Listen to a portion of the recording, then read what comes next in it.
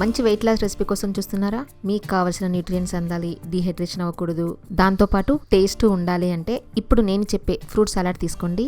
పెరుగుతో fruit salad ఎప్పుడైనా try చేశారా? చేసుంటే చేశామని, తెలియని వాళ్ళు తెలియదని కామెంట్ పెట్టండి. మిక్సింగ్ బౌల్లో బీట్ చేసుకున్న పెరుగు వేసుకోవాలి. 10 నిమిషాల ముందు నానబెట్టిన సబ్జా గింజలు వేసుకోవాలి. చిల్లీ ఫ్లేక్స్, సాల్ట్ వేసుకుని మిక్స్ చేసుకోవాలి. తర్వాత దీంట్లో మీకు కావాల్సిన ఫ్రూట్ పీసెస్ ఏవైనా వేసుకోవచ్చు. నేను ఇక్కడ మామిడి పళ్ళు, యాపిల్, వాటర్ మిలన్ ముక్కలు వేసుకుంటున్నాను.